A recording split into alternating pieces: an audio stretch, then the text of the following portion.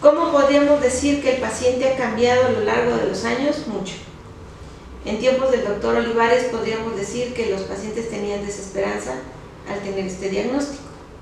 Los pacientes se continúan trabajando, hay muchos de ellos que están en edad productiva y en edad reproductiva.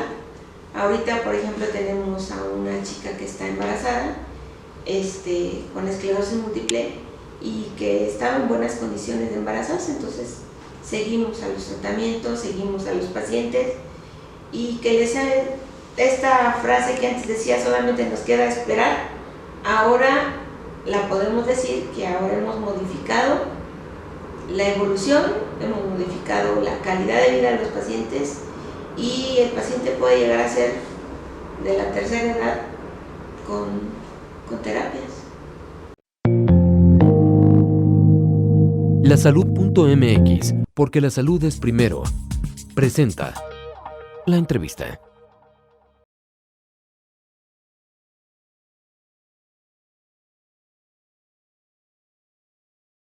La esclerosis múltiple es una enfermedad que se define como una enfermedad crónica, degenerativa, autoinmune y que va a afectar prácticamente a la sustancia blanca. Esa es una definición global.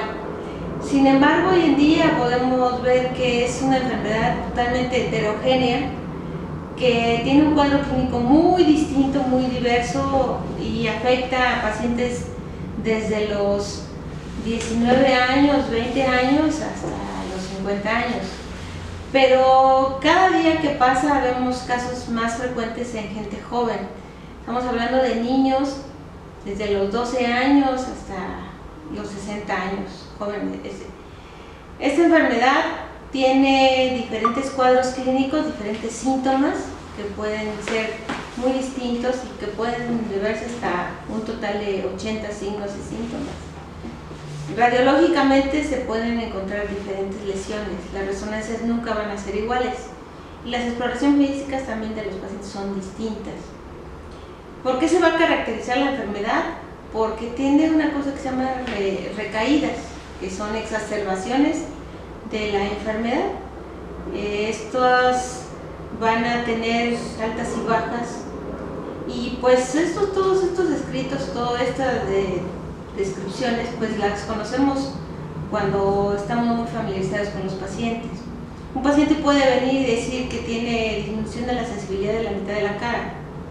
Le dura 24 horas sin tener fiebre, sin tener ningún otro factor desencadenante y eso podría considerarse una recaída. O puede tener disminución de la visión por más de 24 horas, pérdida de la fuerza por más de 24 horas, son recaídas. Entonces esta enfermedad se caracteriza por tener múltiples recaídas. Una de las cosas que nosotros tenemos que saber es definir si la enfermedad es remitente recurrente, si es una forma progresiva, ya sea una primaria progresiva o una secundaria progresiva. Hay también lo que se llama el síndrome clínicamente aislado. Entonces, pues sí, tenemos que tener cierto conocimiento de la enfermedad porque podemos confundirla con algunas otras enfermedades. Eso le llamamos diagnóstico diferencial. Puede ser, por ejemplo, una persona que sea hipertensa puede tener lesiones muy parecidas, no desmielinización, sino en sustancia blanca, que pueden parecerse a la esclerosis múltiple.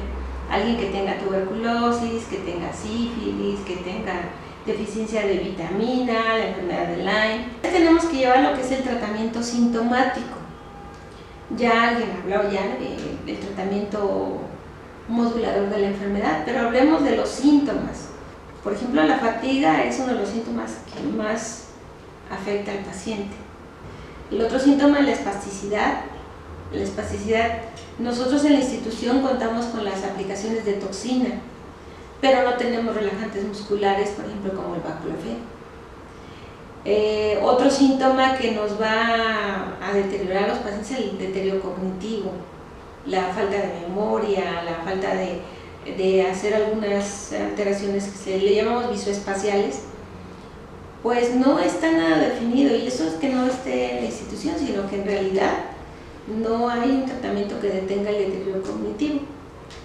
Nosotros a veces lo hacemos a través de técnicas, a través de algunas cuestiones de usar herramientas digitales de memoria, de usar mandalas, de usar ciertas cosas. Entonces, todas estas cosas y complejidad, cuando yo era residente, que les estoy hablando de 1999, pues a mí me llamó mucho la atención el paciente con esclerosis múltiple. ¿Por qué? Porque me tocó ver muchos pacientes jóvenes, en ese momento hasta de mi misma edad, en silla de ruedas, y verlos con una gran discapacidad y decir, bueno, esto es a lo que yo me voy a dedicar, a ver a la neurología y ver gente en silla de ruedas, pues algo teníamos que hacer. Para el 2002, o sea, 3 años después, se abre un espacio en el auditorio del 20 de noviembre. Pues se forma el grupo de ayuda de esclerosis múltiple, dándole asesoría en cuanto a preguntas y respuestas al grupo de esta asociación. Llegamos a reunir alrededor de 100 pacientes junto con familiares en el auditorio. Era el segundo sábado de los meses nones, o sea que era enero, marzo, mayo, julio, septiembre, noviembre y el de diciembre. Y fue un reto, porque eso sí lo veo así, que yo pedí quedarme con la mayor cantidad de pacientes con esclerosis múltiple, pero los que estaban discapacitados, con mucho más discapacidad. ¿Por qué? Porque a través de esto empecé a trabajar con el servicio de rehabilitación. En las tardes tenemos un poquito más de tiempo y empezamos a aprender a manejar el bastón, la silla de ruedas. Un día se nos ocurrió hacer las reuniones, en lugar de hacerlas en sábado, establecer lo que era una dinámica de talleres de educación para los pacientes. Se hace, ahí se instaura el tercer viernes de cada mes, a las 5 de la tarde, de 5 a 8, y es una dinámica distinta. El taller es más interactivo, es más, se le da mucho más voz y voto y palabras a los pacientes, y se empiezan a traer diferentes especialistas. Por ejemplo, en el primer año hablamos de la enfermedad mucho, educamos al paciente que tuviera dudas de cómo era la enfermedad, cómo se tenía que tratar, de los síntomas. En el 2009 empezamos a realizar los talleres, empieza a venir los pacientes, empezamos a tener un promedio primero de 5, hemos llegado a tener hasta 35 pacientes más familiares. Estamos hablando de entre 30 a 40 personas. Empecé a ver que tanto la música como el yoga mantenían a los pacientes más tranquilos, no tenían casi recaídas. La vida del paciente desde el punto de vista holístico se estaba cubriendo. Hicimos los talleres, se incorpora el yoga, pero desde el 2009, al finalizar de todos los talleres, como parte del cierre de la actividad del año, hacemos un concierto navideño. Se hizo un primer concierto con intervención de los pacientes, cantaron villancicos, interpretamos algunas melodías, y año con año, cumplimos 10 años antes de la pandemia, se me ocurre hablar acerca de la vida y obra del Dr. Olivares.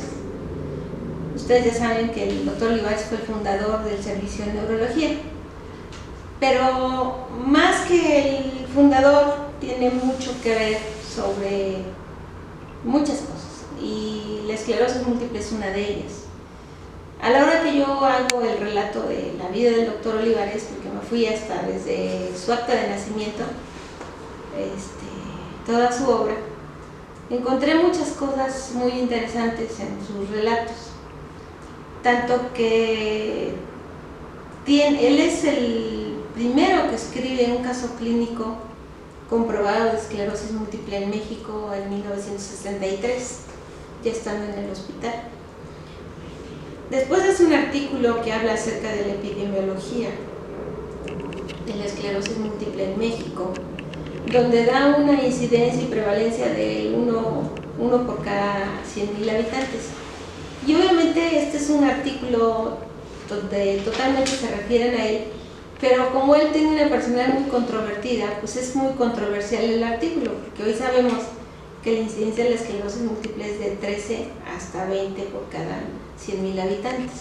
Es que él es el fundador del hospital, es una de las primeras personas que habla de esclerosis múltiple en México, y es en el Centro Médico 20 de Noviembre donde se hace este artículo. Por eso es relevante en la historia. Tiene una publicación donde habla acerca del tratamiento sintomático de la esclerosis múltiple, porque dice, no recuerdo exactamente las palabras, pero el relato habla y dice que una vez que alguien tiene esclerosis múltiple, no queda más que esperar, mejorar su calidad de vida y esperar que pase, porque no hay cura.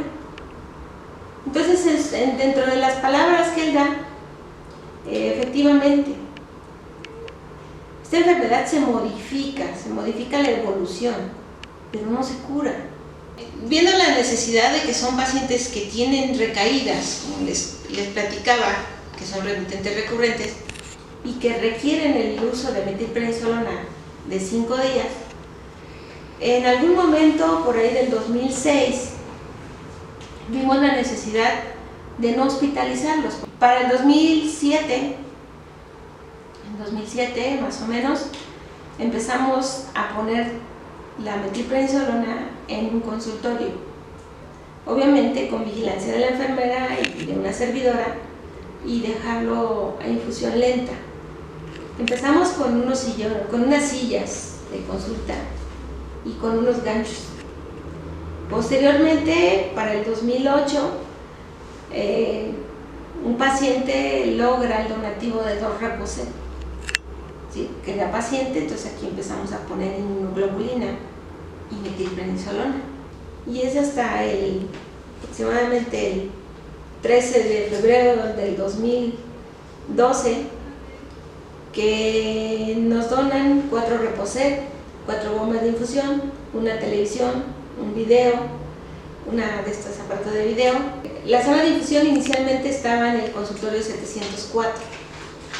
De ahí estuvimos mucho tiempo con los 4 Reposet y dábamos consulta. La sala de infusión se establece actualmente en el consultorio 708 y en el pasillo que queda en el 708, y entonces de 4 Reposet pasó a ser de 8 Reposet. Se modificó la sala de infusión, se siguen dando tratamientos.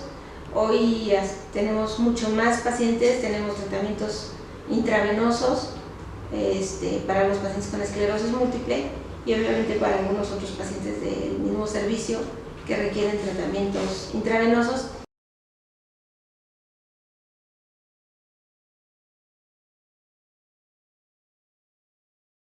En el Centro Médico 20 de Noviembre nosotros tenemos desde la presencia de interferones, el acetato de glotiramab, la teriflunomida, que es vía oral, fingolimod, que es vía oral, el natalizumab, que es intravenoso cada 28 días, el ocrelizumab, que es cada 6 meses, y el alemtuzumab, que es cada 12 meses.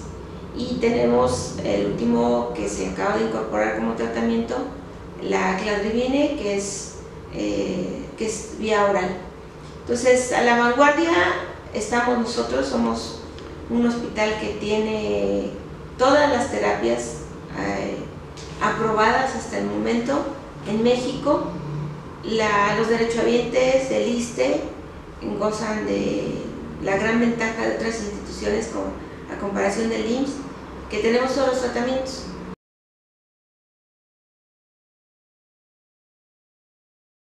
De la historia, El primer caso de esclerosis múltiple desde 1468. se tiene Santa documentado. Albina de Praga, Sir Eduardo Augusto. Sí, bueno, la primera descripción que hacen pues, es el doctor Charcot. Está la mamá de Rowling, de J. Rowling, Ajá. la de Sí, la Harry de Potter. Sí, claro. Está José Cruz, de aquí de México. José Cruz, el vocalista de Rally 14. Ah, ok. Él tiene esclerosis múltiple. La mamá de Inés Sáenz tiene esclerosis múltiple.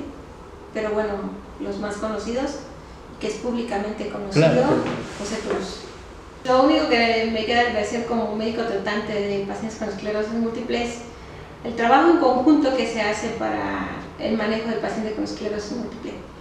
Desde mis compañeros médicos, mis compañeros, las enfermeras que están aquí con nosotros en los tratamientos, los residentes del área de neurología, la jefa del servicio, por supuesto, porque nos ayuda con toda la parte administrativa, el doctor Roberto Murataya, que es el coordinador de área de servicios modulares, que pues es el que nos tiene que dar el visto bueno para los nuevos medicamentos, la parte administrativa de la dirección médica, el doctor Rodrigo Rodríguez, pero en especial mi agradecimiento así totalmente es al profesor, al maestro Eduardo Sarmiento Soy.